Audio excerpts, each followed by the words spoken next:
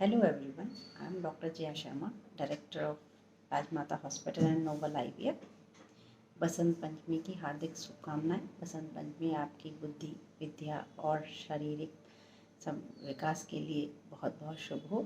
ये वसंत में एक हेल्थ, वेल्थ और एजुकेशन मीन्स विद्या जो हमको सबसे ज़्यादा ज़रूरी है, उसका एक विशेष पर्व है। इसके चलते health, wealth, mental health and social health के लिए हम आज बात करेंगे। बहुत सारे टेस्ट जो इनफर्टिलिटी में कराए जाते हैं। इनफर्टिलिटी क्या होता है? कोई भी कपल, मैरिड कपल जब तक 1 साल तक कंसीव नहीं कर पा रहा है, प्रेगनेंसी नहीं हो रही है, वो साथ में रह रहे हैं और कोई कॉन्ट्रासेप्टिव यूज़ भी नहीं कर रहे हैं, तो उसको हम इनफर्टिलिटी की एक डेफिनेशन में रखते हैं। अब 1 साल के बाद जब वो कंसीव नहीं कर पाते, वो कंसल्टेशन करते हैं डॉक्टर्स पे। तो डॉक्टर्स जनरली क्या क्या टेस्ट प्रिस्क्राइब करते हैं और उनकी क्या क्या इम्पोर्टेंस है, ये क्यों कर रहे हैं। कभी कभी इतना कन्फ्यूज़न होता है कि पेशेंट को पता ही नहीं है ये टेस्ट क्यों किया जा रहा है। तो एक जनरल अवेयरनेस के लिए ये मैं एक मैसेज देना चाहती हूँ कि ये बेसिक टेस्ट है और ये इसलिए किए जाते हैं। जैसे फर्स्ट हैंड अगर कपल आता है काउंसलिंग के लिए, प्रेगनेंसी के लिए के, और वो अपनी हिस्ट्री बताते हैं, कोई फिर उनकी हम डिटेल फैमिली हिस्ट्री लेते हैं, पर्सनल हिस्ट्री लेते हैं, मेडिकल हिस्ट्री लेते हैं, सर्जिकल हिस्ट्री, कि उनको पहले बचपन में कोई ऐसी प्रॉब्लम तो नहीं रही है जिसके कारण वो इस वक्त इनफर्टिलिटी का सामना कर रहे हैं। तो उसके लिए डिटेल हिस्ट्री के बाद अगर कोई सिग्निफिकेंस नहीं है तो फिर बेसिक टेस्ट कराए जाते हैं। बेसिक टेस्ट में 2 चीज़ें हैं, एक 3D TVS या सिंपल TVS जिसको हम ट्रांस वजाइनल अल्ट्रासाउंड बोलते हैं, और दूसरा semen analysis. These are the basics.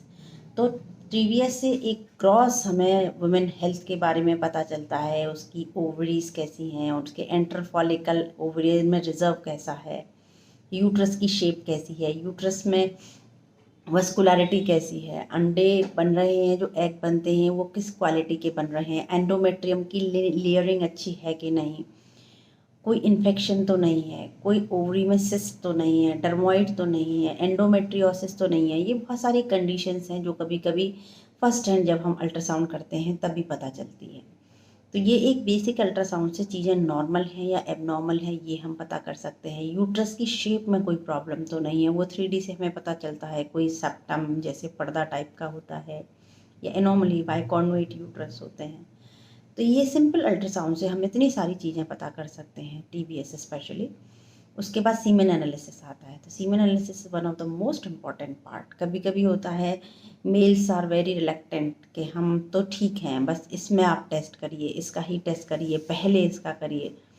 तो ये एक मिथ है। और एक बेसिक टेस्ट अगर फीमेल का अल्ट्रासाउंड ज़रूरी है तो मेल का सीमेन एनालिसिस भी ज़रूरी है, और इसे ज़रूर कराना चाहिए, जिससे एक बेसिक इन्फॉर्मेशन डॉक्टर के पास होती है कि प्रॉब्लम है कि नहीं है, और फिर उस हिसाब से वो आगे इजीली प्रोसीड कर सकते हैं। अगर हमने TBS करा लिया, वो नॉर्मल है बिल्कुल, फॉलिकुलोजेनेसिस है, यूट्रस नॉर्मल है, एंडोमेट्रियम ठीक है, ओवरीज ठीक हैं, कोई इन्फेक्शन नहीं है, पर स्पेकुलम एग्जामिनेशन हमने पेशेंट का देख लिया, हिस्ट्री हमने ले ली, सीमेन एनालिसिस हमने कराया। सीमेन एनालिसिस के बाद मेल की हिस्ट्री, स्मोकिंग, ड्रिंकिंग, कोई और रिक्रिएशनल ड्रग्स तो नहीं ले रहे, कोई मेडिकेशन तो नहीं है, मेल की सर्जिकल हिस्ट्री कोई तो नहीं है। सीमेन एनालिसिस अगर नॉर्मल है तो कोई दिक्कत नहीं है। फिर हम उन्हें डाइटरी काउंसलिंग करते हैं, फिजिकल काउंसलिंग करते हैं, प्लस एक नॉर्मल फिजियोलॉजिकल जो साइकिल है हमारा, जो फीमेल्स में होता है, 20 साइकिल्स रेगुलर हैं। तो जनरली ओवुलेशन 13, 14, 15th डे होता है, तो वो टाइम पे हम टाइम्ड इंटरकोर्स का एडवाइस करते हैं, जिससे कि प्रेगनेंसी के चांस बढ़ जाएं। तो ये एक basic investigation and basic counselling होती है। अगर फर्स्ट टाइम कपल आ रहा है और ये चीज़ें नॉर्मल हैं तो 2-3 महीने हम उनको एक सिंपल फॉलिक एसिड दे के या मल्टीविटामिन दे के उनको एक बेसिक ब्लड टेस्ट करा के, जिसमें कि आप कोई क्योंकि इंडिया में एनीमिया बहुत कॉमन है, पेशेंट फीमेल एनीमिक तो नहीं है, विटामिन D डिफिशियंसी तो नहीं है, अगर इंडिकेटेड है कि कोई अल्ट्रासाउंड पे सजेस्टिव है कि PCOD है, तो एक हार्मोन प्रोफाइल हम लोग कराते हैं। तो ये बेसिक इन्वेस्टिगेशन अगर हम कराते हैं और उसमें चीज़ें ठीक आती हैं तो 2-3 महीने एक ट्रायल ऐसे ही देते हैं, जिससे कि किसी बेसिक और इन्वेसिव टेस्ट की ज़रूरत ना पड़े। अगर उसके बाद भी या फिर पेशेंट इज़ वेरी एडमेंट कि नहीं पहले हमें टेस्ट कराने हैं, तो नेक्स्ट लेवल के टेस्ट आता है ट्यूबल पेटेंसी टेस्ट, जिसे हम ट्यूब टेस्ट HSG कहते हैं। HSG एक डाई होती है जिसके कि बच्चेदानी के मुंह से डाला जाता है और एक्सरे शूट किया जाता है। तो उससे हम झिल्ली यूट्रस की लाइनिंग देख सकते हैं, उसमें कोई एबनॉर्मलिटी तो नहीं है, या ट्यूब्स में देख सकते हैं वो खुली हैं या बंद हैं। तो HSG करा सकते हैं। HSG का दूसरा ऑल्टरनेट है SSG, जिसे हम अल्ट्रासाउंड के द्वारा करते हैं, जिसे सोनोसैल्पिंगोग्राफी कहा जाता है। उसके साथ हम लोग हिस्ट्रोस्कोपी भी कर देते हैं, जिसे हिस्ट्रोस्कोपी का मतलब है दूरबीन से यूट्रस की लाइनिंग की जांच। तो कभी कभी अल्ट्रासाउंड पे हमें नहीं दिखती हैं, पर कभी बच्चेदानी के मुंह पे एडिशंस होते हैं जिनको रिसेक्ट किया जाता है, या अंदर थोड़ा सा जाले होते हैं जिसको एडिशंस बोलते हैं, या सेप्टम होता है, तो उनको एट दैट वेरी मोमेंट रिसेक्ट किया जा सकता है। और करेक्शन, और ये छोटे छोटे करेक्शन से कभी कभी हमें रिजल्ट्स बहुत इजीली और आसानी से मिल जाते हैं। तो पेशेंट की कन्वेंस और डॉक्टर की कंफर्ट के ऊपर है कि वो नेक्स्ट सिंपल HSG कराना चाहते हैं या SSG और हिस्ट्रोस्कोपी कराना चाहते हैं। अगर कोई पैथोलॉजी ऐसी दिख रही है जैसे कि टर्मोइड दिख रहा है, या एंडोमेट्रियोसिस दिख रहा है, या शादी को 2-3 साल हो गए हैं, जिसमें कि ट्यूब टेस्ट की जगह हम सीधे डायग्नोस्टिक लैप्रोस्कोपी और हिस्ट्रोस्कोपी करा सकते हैं। तो वो भी एक ऑप्शन है कि पहले फर्स्ट हैंड ही अल्ट्रासाउंड हमें गड़बड़ दिख रहा है, तो अल्ट्रासाउंड की रिपोर्ट के आधार पे होता है कि हम नेक्स्ट मूव कहाँ करना है।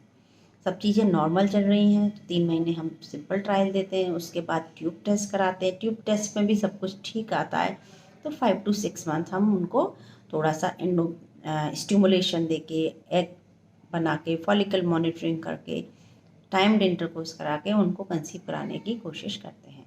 अगर उसके बाद भी हमें रिज़ल्ट नहीं मिल रहा और कपल बहुत एंशियस है, तो फिर नेक्स्ट स्टेप लेवल 2 जिसे हम कहेंगे, that is diagnostic laparoscopy and hysteroscopy. अब ये क्या होता है और ये कब किया जाता है? डायग्नोस्टिक लैप्रोस्कोपी हिस्ट्रोस्कोपी किया जाता है कि अनएक्सप्लेन्ड है, पहले जितने टेस्ट कराएं सब नॉर्मल है, स्टिल प्रेगनेंसी नहीं हो रही है, तो उसमें हम डायग्नोस्टिक हिस्ट्रोस्कोपी और लैप्रोस्कोपी एडवाइस करते हैं। या फिर फर्स्ट टाइम पेशेंट आई और उसके TVS पे हमें कोई मेजर क्रॉस चीज़ें दिख रही हैं, ट्यूमार दिख रहा है, बड़ा सा सिस्ट दिख रहा है, यूट्रस में ओवरी चिपकी हुई दिख रही हैं। जब भी ओवरी चिपकी होती हैं तो हमें ज़्यादातर टाइम यूट्रस में ट्यूब्स भी चिपकी हुई होती हैं। तो ऐसे पेशेंट्स को हम फर्स्ट हैंड बोलते हैं कि लेट्स सी इनसाइड के अंदर हमारा क्या चिपका है, और क्या जो सिस्ट है उसको निकाल सकते हैं और उसका करेक्शन कर सकते हैं। तो हिस्ट्रोस्कोपी से हम बहुत सारे एंडोमेट्रियल पैथोलॉजी है, कोई इंटरनल ऑस पे एडिशंस है, झिल्ली में कोई पॉलिप है, कोई एडिशंस हैं, या ट्यूब्स कभी बंद मिलते हैं तो ट्यूब्स का कैन्युलेशन कर सकते हैं। तो हिस्ट्रोस्कोपी लैप्रोस्कोपी एक गोल्ड स्टैंडर्ड टेस्ट है जो कि हम इनफर्टिलिटी में करा सकते हैं। इससे कोई बहुत सारे मिथ इसके साथ जुड़े हुए हैं कि कभी ट्यूब्स का टेस्ट कराने के बाद या ऑपरेशन होता है, ऑपरेशन के बाद चीज़ें और ख़राब होती हैं, या फिर ऑपरेशन से ट्यूब बंद हो जाती हैं। ये बिल्कुल गलत है और ये एक मैं कहूँगी विश्वास होना चाहिए। अगर आप कहीं ट्रीटमेंट करा रहे हैं तो फेथ के साथ कराएं, क्योंकि कोई भी डॉक्टर, क्वालिफाइड डॉक्टर, कभी भी आपका कोई भी काम गलत नहीं करेगा। तो हम लोग एक टाइम बचाने के लिए कि जब डॉक्टर को 100% चीज़ें पता होंगी तभी वो आपका ट्रीटमेंट कर पाएगा। और एक लैप्रोस्कोपी हिस्ट्रोस्कोपी के द्वारा हर चीज़ आँख से दिखती है, प्रॉब्लम क्यों है, प्रेगनेंसी क्यों नहीं हो रही है, और अगर कोई ऐसा प्रॉब्लम है जिससे कोई चिपका हुआ है, ट्यूब चिपकी हुई है, सिस्ट है, एडिशंस हैं, इनको हम वहीं की वहीं रिलीज़ कर देते हैं। ट्यूब ब्लॉक हैं तो उनको भी रिकैनुलेट कर सकते हैं। अब रिकैनुलाइजेशन के बाद फर्टिलाइजेशन उसमें होता है नहीं होता ये बात की बात है, पर एक बार चीज़ें हमें क्लियर होती हैं, हम आपको एक्सप्लेन कर सकते हैं और इसके बाद ट्रीटमेंट बहुत इजी, स्टेप वाइज और टाइम्ड होता है। इसमें रादर खर्चा कम होता है, बशर्ते कि आप बस टेस्ट कराए जा रहे हैं, दवाइयाँ लिए जा रहे हैं, फॉलिकल मॉनिटरिंग किए जा रहे हैं, और साइकोलॉजिकल प्रेशर फाइनेंशियल लॉस और आप डेली आपको हॉस्पिटल आना है, तो कुछ चीज़ें टाइम के साथ, टेक्नोलॉजी के साथ और डिमांड के साथ, प्लस पेशेंट की कंडीशन क्या है, फाइनेंशियल कंडीशन क्या है, उसके ओवेरियन रिजर्व क्या है, पैथोलॉजी क्या है, तो हर ट्रीटमेंट को एक बार हमें इंडिविजुअलाइज करना पड़ता है। तो हिस्टोस्कोपी लैप्रोस्कोपी गोल्ड स्टैंडर्ड है अगर हमें किसी और से रिजल्ट नहीं मिल रहे हैं। इसके बाद एक हम डायग्नोसिस पे पहुंचते हैं कि ये प्रॉब्लम है और इतने दिन में हमें रिजल्ट मिल जाना चाहिए, नहीं मिलेगा तो रेस्ट ऑफ द जो प्रोसीजर्स हैं जैसे IVF है, ICSI है, बहुत सारे, अगर जो लेवल 3 में हम डिवाइड करते हैं कि लेवल 3 ट्रीटमेंट है, अगर इन चीज़ों से भी हमें प्रेगनेंसी नहीं हो रही, तो कभी कभी क्यों नहीं हो रही, ना हो के हम कहते हैं किसी से नहीं हो रही, तो let's go for the best treatment available जो कि अभी आजकल है। और IVF बेस्ट ट्रीटमेंट है, लास्ट ट्रीटमेंट नहीं है। तो ये basic test, timed test, step wise test and faith and the regularity and stick to the laws and stick to one doctor. Infertility में सबसे बड़ी प्रॉब्लम है कि 2 to 3 मंथ्स एक डॉक्टर 5 to 6 मंथ या 4 to 5 मंथ्स एक level पे try करता है उसको कंसीव कराने को, और पेशेंट की पेशेंस या पेशेंट की फेथ उसको इतना अलाउ नहीं करती है। तो rather than moving to next step of the treatment और टेस्ट, पेशेंट क्या करते हैं, they jump to the another doctor and they will remain on the same level of treatment always. तो कभी कभी बहुत सारे टेस्ट होने के बाद भी, बहुत सारे पेपर्स होने के बाद भी हम लोगों का जो ट्रीटमेंट डिमांडेड है या ट्रीटमेंट जो टेस्ट डिमांडेड है जिस लेवल पे, वो नहीं होता है। तो बेसिक प्रॉब्लम्स क्या हैं, बेसिकली भी हमें सारा डिटेल हिस्ट्री पता होना चाहिए, इन्वेस्टिगेशन सिंपल वे में कितना मिनिमम पेशेंट के हिसाब से, जिसको कि हम इंडिविजुअलाइज्ड टेस्ट कहते हैं, वो हमें कराने चाहिए। और एक पेशेंट को और डॉक्टर के बीच में जो फेथ और रिलेशन और विश्वास है वो हमेशा रहना चाहिए। धन्यवाद।